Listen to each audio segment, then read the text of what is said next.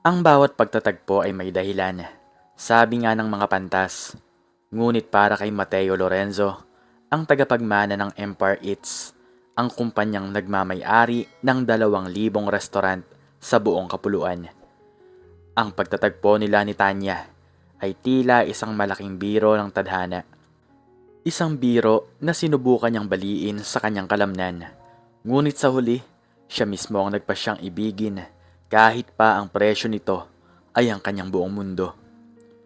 Ipinanganak si Mateo sa kayamanan. Ang kanyang pangalan ay katumbas ng kapangyarihan.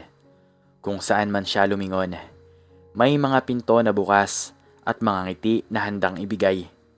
Ngunit sa likod ng mga salamin ng kanyang opisina na may tanawin ng syudad, ang kanyang mundo ay malamig at walang kasiguraduhan.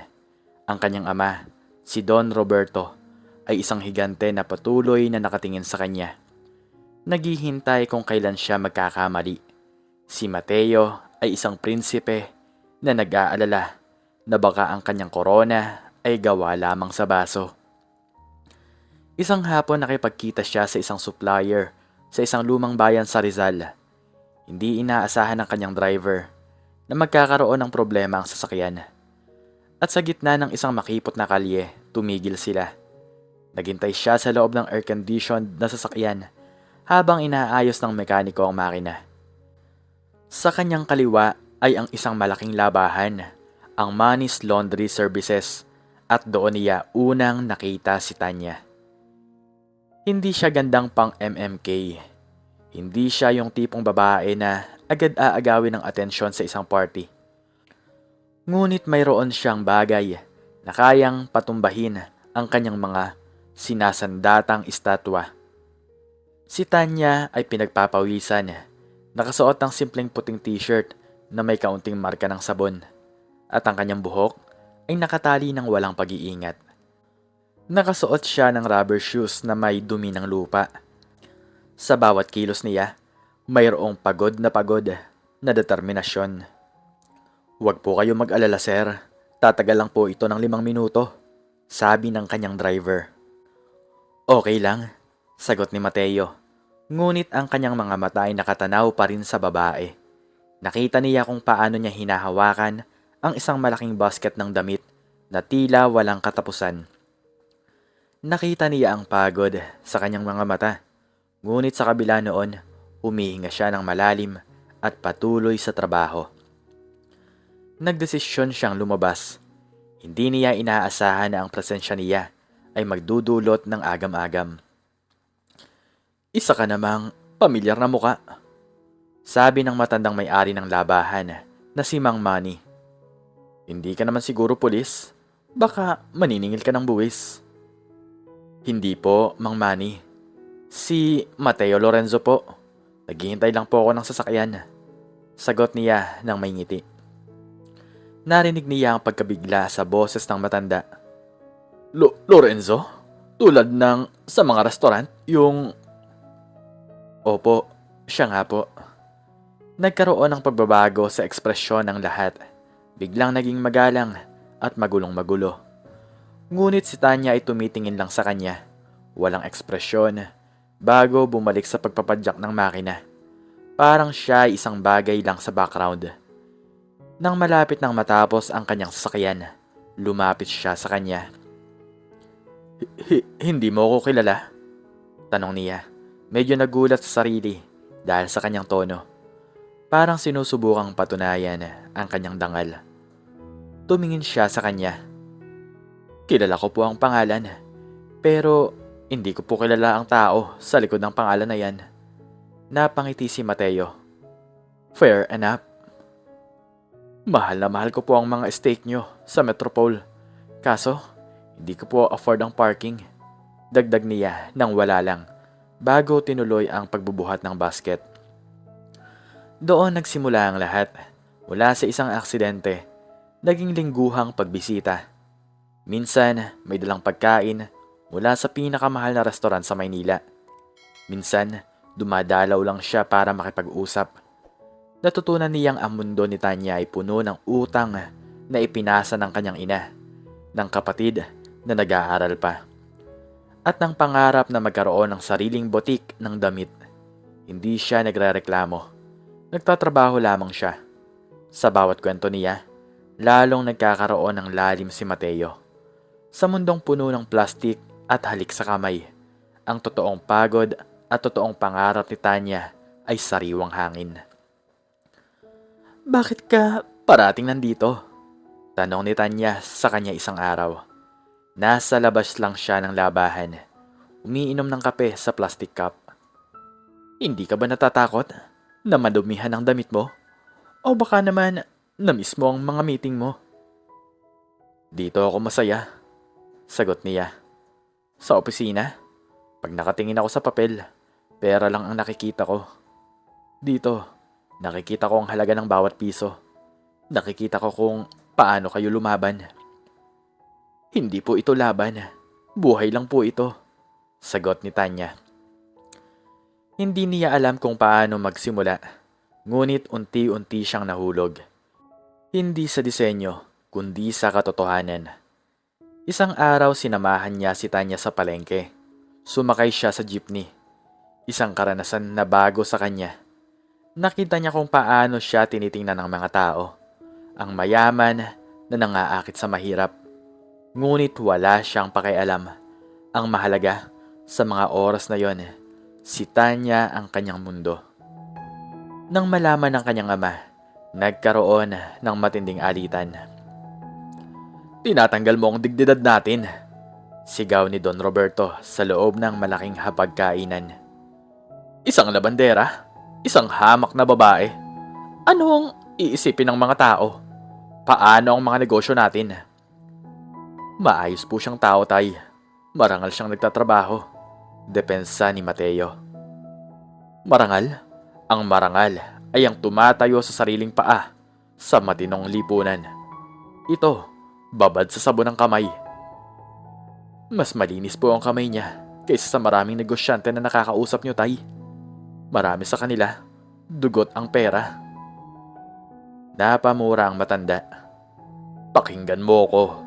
Kung magpapapili ka sa pagitan ng pamilya at ng babaeng yan, hindi ka pwedeng magdalawang isip. Tumayo si Mateo.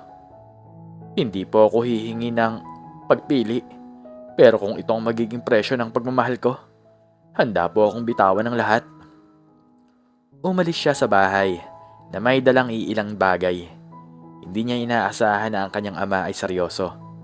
Kinabukasan, natanggal siya sa lahat ng posisyon sa kumpanya. Na-deactivate ang kanyang mga bank account. Napunta siya sa tabi ng kalsada, walang pera at walang tahanan. Doon niya naramdaman ang bigat ng mundo. Ang pamilyar na pagod na nakita niya kay Tanya ay ngayon ay nasa kanya na rin. Naghanap siya ng trabaho. Sa simula, nakakahiya. Si Mateo Lorenzo na may degree sa business management ay nag-apply bilang dishwasher sa isang fast food chain na may-ari ng kalaban ng kanyang ama. Nang malaman ni Tanya, hindi siya nagreklamo ni hindi siya nag-alala. Kain tayo, sabi niya nang makita siyang hirap na hirap. Dumalaw siya sa tinutuluyan niyang pampatay sa oras, boarding house. Eto, binili ko ang lechong kawali. Paborito mo yan, di ba? Kahit mahal, kaya nating gumastos minsan. Wala na akong pera, Tanya. Wala na akong mabibigay sa'yo. Sino bang nagsabing hihingi ako? Tumingin siya sa kanya ng seryoso. Mateo, alam mo, mahal kita. Hindi dahil sa pera mo. Nilagay mo ang mundo mo sa paa ko. Ngayon, ako naman ang magiging mundo mo. Sa loob ng 6 na buwan, naghirap sila. Ngunit masaya si Mateo. Sa bawat umaga, nagumising siya sa amoy ng sabon at bagong plancha. Mas lalo niyang minamahal si Tanya. Nakita niya ang husay niya sa negosyo. Kahit sa maliit na sweldo, kayang pamahalaan ni Tanya ang pera. Alam niyang kung bibigyan siya ng puhunan, kaya nitong lumago. Isang araw dumating ang balita na ospital si Don Roberto. Isang atake sa puso. Mabilis siyang tumakbo sa ospital. Nakita niya ang kanyang ama. Mahina, malungkot at puno ng pagsisisi. Mateo, hinihingal na sabi ng matanda. Akala ko, akala ko, matututunan mo ang leksyon. Nandito po ako, Tay. Umuwi ka na. Bumalik ka na sa pwesto mo. Tanggapin mo. Tanggapin mo ang babae. Basta't huwag mo akong iiwan. Ngumiti si Mateo, ngunit hindi masaya. Itay, hindi po ako aalis. Pero ngayon, alam ko na kung anong gusto kong gawin. Binisita niya ang kanyang ama araw-araw. Hindi siya humihingi ng balik sa trono. Ngunit sinabi niya ang kanyang plano. Sinabi niya ang gusto niyang magkaroon ng sariling negosyo. Hindi sa ilalim ng kanilang restaurant, kundi sa sarili niyang pangalan. Gagawa po ako ng restaurant, Tay. Isang restaurant na kaya ng mga tulad ni Tanya. Isang masarap na pagkain na abot kaya. Isang lugar kung saan ang mga ordinaryong tao ay makakakain na parang hari. Sa simula, hindi maintindihan ng matanda. Ngunit habang nagkakasakit siya, unti-unti niyang nakikita ang lakas ng anak. Hindi siya nagpapadala sa galit. Lumaban siya ng marangal. Nang makaalis si Don Roberto sa ospital, tinanggap niya ang pagbabago. Hindi man perpekto, ngunit binigyan niya ng puhunan si Mateo. Ngunit may kondisyon. Wala itong kinalaman sa pangalan ng kanilang restaurant. Ito ay sariling puhunan, sariling risk. Kinuha ni Mateo si Tanya, hindi lang bilang kasintahan, kundi bilang partner sa negosyo. Alam mo ba kung paano magluto ng mabuti? Tanong niya sa kanya isang gabi, habang nagdodrawing sila ng plano para sa kanilang unang restaurant. Hindi, pero alam ko kung paano kumilos at magtrabaho. Alam ko kung ano ang gusto ng mga tulad ko. Sagot ni Tanya. At doon, nagsimula ang Tanya's Place. Isang maliit na restaurant na isang hindi kilalang kanto sa Maynila. Mainit ang ilaw, masarap ang amoy. Ang menu ay puno ng lutong bahay na may konting twist. Ang presyo ay abot kaya. Ang mga kawani ay binigyan ng desenteng sahod. Si Tanya ang nangasiwa sa kitchen at operations. Si Mateo sa finance at marketing. Maraming nagduda. Masyadong mababa ang presyo para sa dating prinsipe. Sabi ng mga kaibigan niya. Bakit ka nag-ahain ng sisig na pangmasa? Kasi mas masarap ang pagkain kapag kwento ng pagsusumikap ang seasonings. Sagot ni Mateo. Hindi nagtagal nagkaroon ng ingay.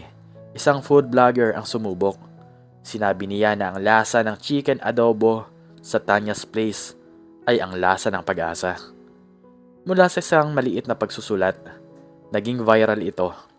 Pumila ang mga tao, hindi lang dahil sa murang presyo, kundi dahil sa kwento ng may-ari. Isang mayaman na nagmahal ng isang mahirap at nagtayo ng tulay sa ilalim ng pader. 7 taon ang lumipas, si Tanya at si Mateo ay mayroon ng 5 branch ng Tanya's Place. Marami pa rin siyang pera kumpara sa pangkaraniwang tao. Ngunit iba na ang pakiramdam. Ngayon, tuwing linggo, si Tanya at Mateo ay kumakain sa pinakamaliit nilang branch kasama ang mga empleyado. Isang gabi habang naglalakad sila papauwi, tumingin si Mateo kay Tanya. Nakakamiss ba ang dati mong buhay? Tanong ni Tanya. Yung walang ginagawa, nagpapakasaya lang? Hindi, sagot ni Mateo. Hinawakan niya ang kamay ni Tanya. Ang kamay na ang mga peklat ng trabaho. Ang kamay na may hawak ng kanyang mundo. Ang yaman pala. Hindi nasa dami ng restaurant na may pangalan ko.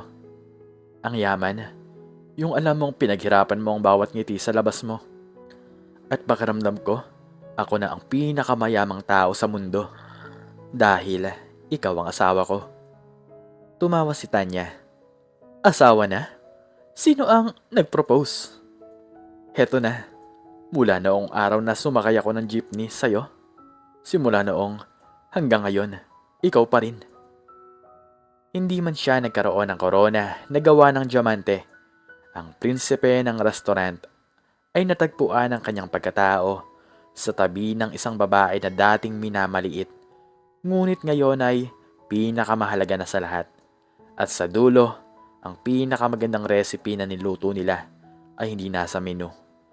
Ang recipe ng pag-ibig na tumatagal sa hirap at sa ginhawa. Ikaw, ano ang natutunan mo sa maikling storyang ito? Makikicomment naman po sa baba kung ano ang inyong natutunan. At hanggang dito na lamang po nagtatapos ang istorya at sana po ay nagustuhan nyo to. Please like, share, and subscribe. And click the notification bell para palagi po kayong updated sa mga bago kong istorya. Muli ay maraming salamat po. At God bless us all.